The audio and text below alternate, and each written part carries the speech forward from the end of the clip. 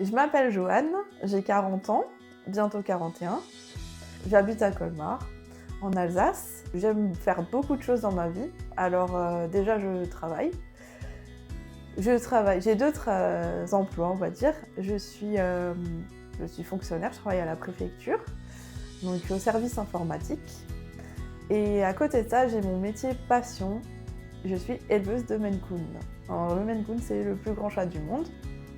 Et voilà, c'est vraiment, je fais ça à petite échelle. C'est un élevage professionnel, mais à dimension familiale.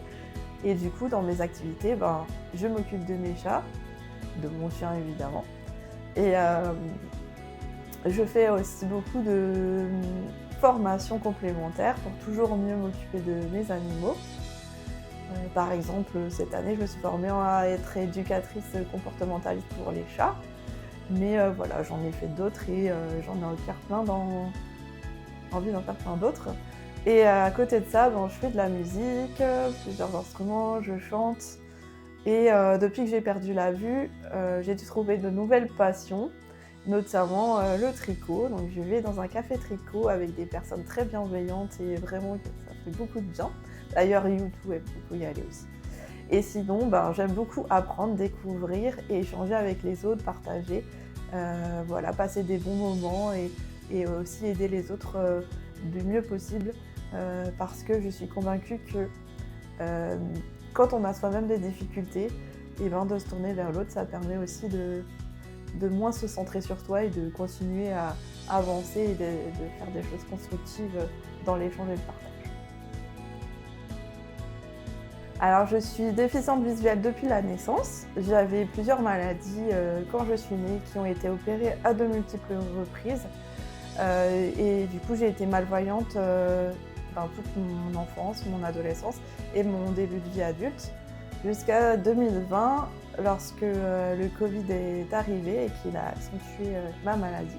Et du coup, j'ai totalement perdu le reste de ma vue fin 2020, en 15 jours. Et du coup, je suis non-voyante depuis.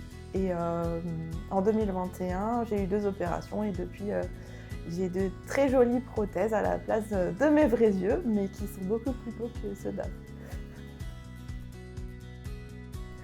Alors, on va dire que c'est pas forcément facile tous les jours, mais dans l'absolu, je suis plus heureuse depuis que je ne vois plus qu'avant, étant donné qu'il n'y a plus cette pression, cette épée de Damoclès au-dessus de la tête. Tu sais que ça va t'arriver, mais tu sais pas quand. Et du coup, les choses sont, pour certaines choses, beaucoup plus simples dans ma vie. Il y a des questions qu'on ne se pose plus, ni moi, ni les autres qui sont autour de moi. C'est là, c'est acquis, et voilà. Et par contre, évidemment, ce qui peut être plus compliqué, c'est des fois plutôt la façon dont les autres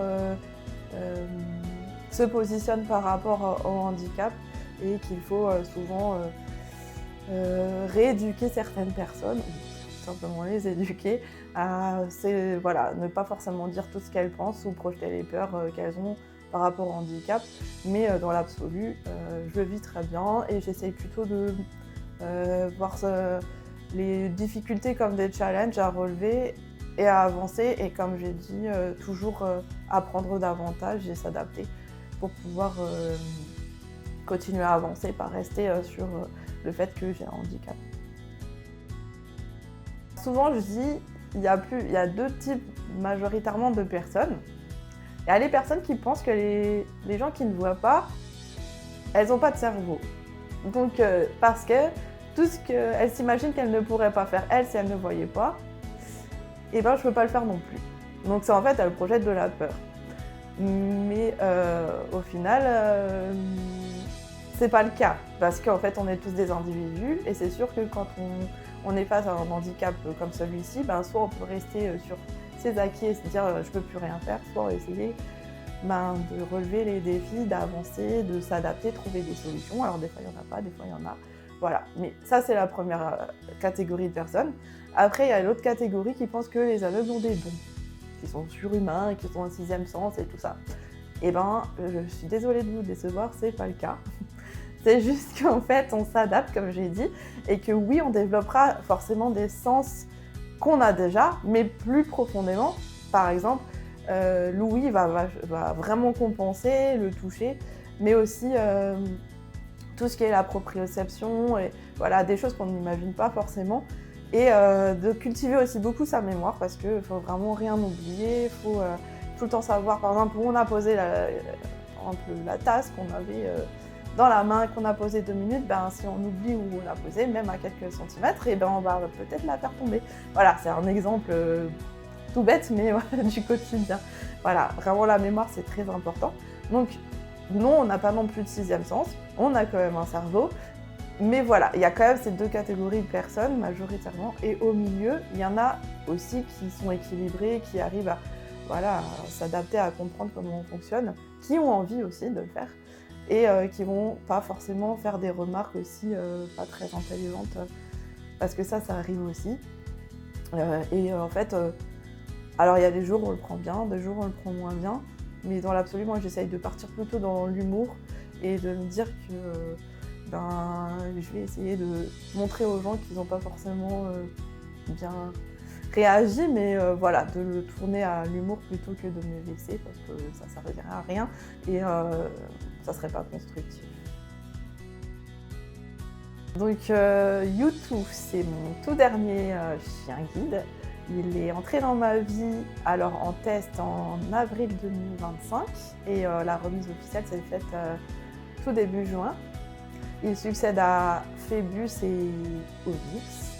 Alors Phébus est un golden, Onyx c'est un labrador noir et Youtou c'est également un labrador noir. Donc pour une personne qui fait de la musique, qui chante et qui aime le rock, c'était bien, le nom correspond bien. Donc il y a des gens, des fois ils n'arrivent pas à comprendre comment ils s'appellent parce qu'on est en Alsace, alors Youtou c'est la fin du monde, quoi. Ça en anglais ça va plus. En plus ça s'écrit U2, alors ça les perturbe encore plus. Mais voilà, c'est pas grave.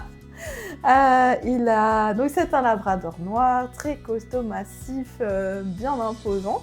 Il aime manger comme moi, comme tout bon labrador qui se respecte, très gourmand. Il est très attentionné. En guidage, il a fait quelque chose que j'apprécie beaucoup. C'est que moi, je suis têtue, j'ai du caractère ici et ça. Et des fois, j'insiste pour une direction et en fait, c'est pas juste. Et le chien, c'est dur pour lui de s'imposer. Parce qu'il faut qu'il s'impose, mais quand même pas trop dans le sens où, dans d'autres situations, il ne faudra pas forcément qu'il prenne des initiatives qui ne sont pas à prendre. Et en fait, lui, il sait bien faire la part des choses. Et des fois, me dire, mais si, j'ai raison, occupe-toi de ce que tu as à faire, et moi de mon travail. Et en fait, donc ça, c'est très appréciable.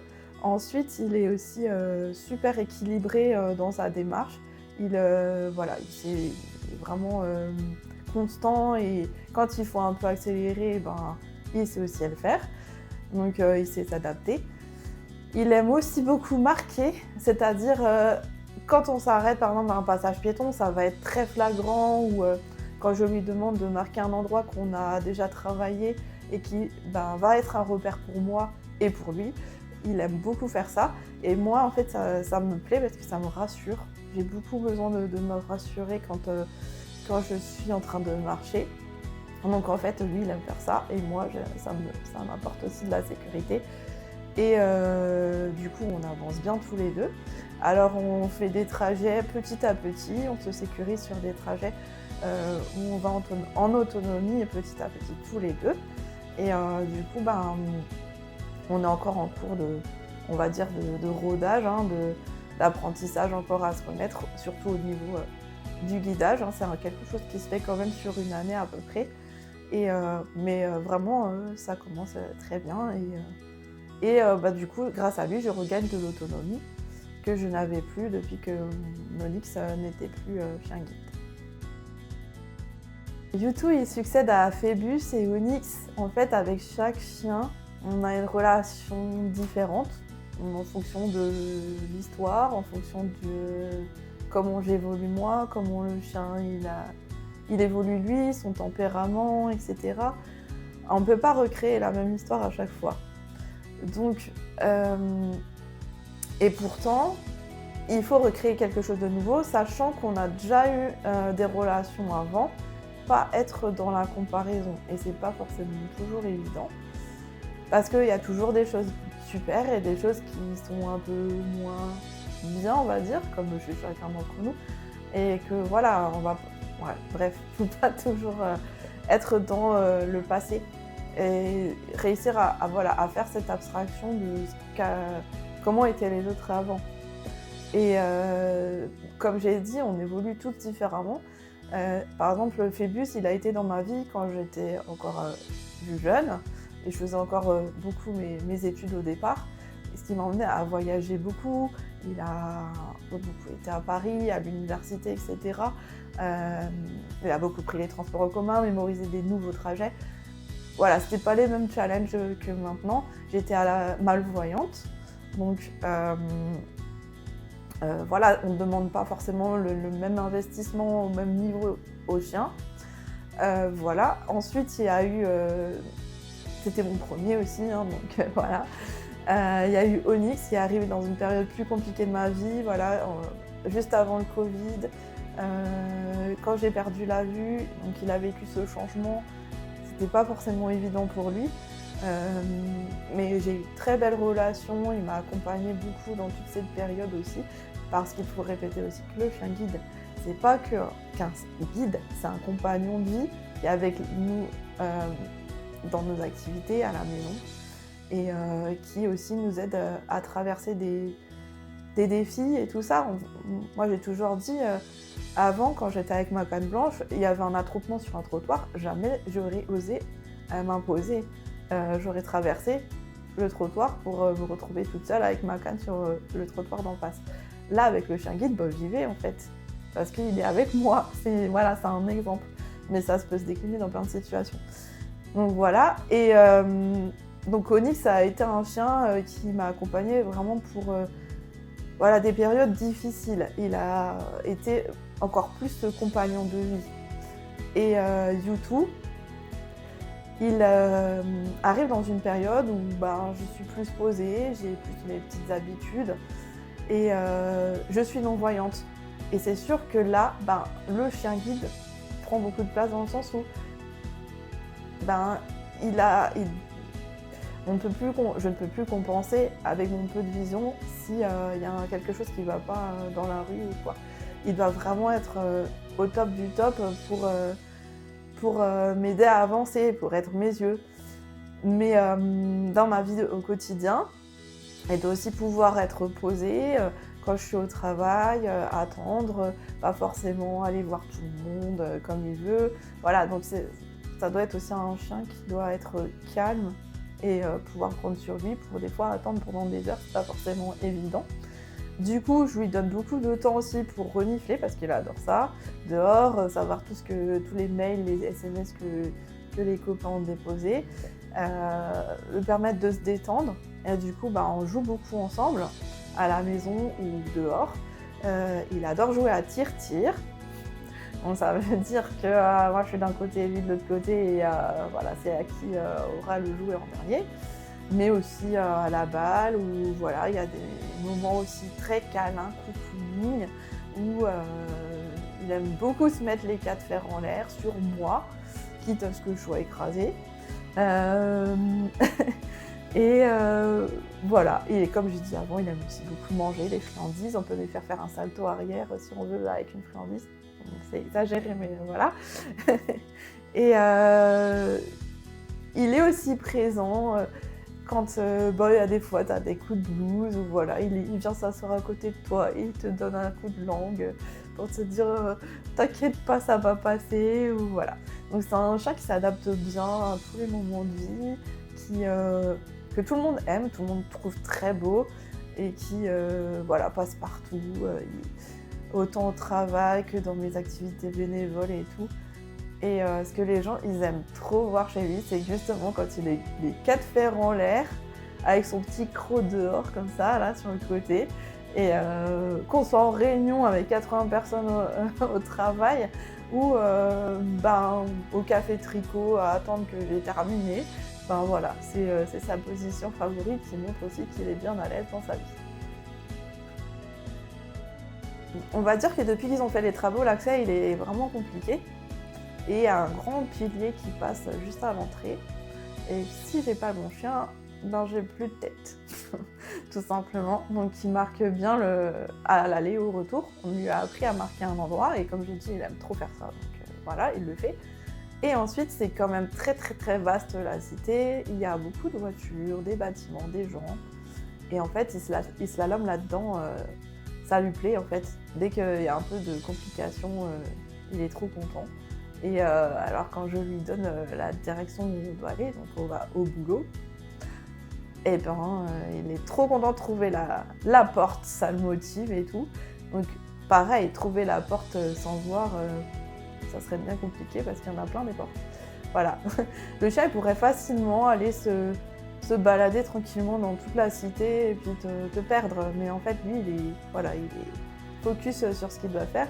Et comme dit, c'est aussi parce qu'il aime bien marquer. Et puis bon, il sait aussi qu'au bout, il reçoit des friandises quand on arrive au travail. Ça motive. J'ai connu l'école de chien guide de Cernay, qui n'était pas encore les chiens guides de l'Est à l'époque, en 2009, lorsque j'ai décidé d'entreprendre les démarches pour avoir un chien guide. Comme j'ai dit, j'étais déjà malvoyante et j'utilisais la canne blanche.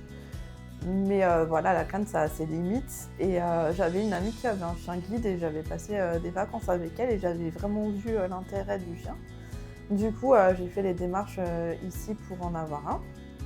Et du coup, j'ai connu, en cherchant coordonnées sur internet, tout simplement. Et voilà, après, il y a mon premier chien guide qui est entré dans ma vie en 2011.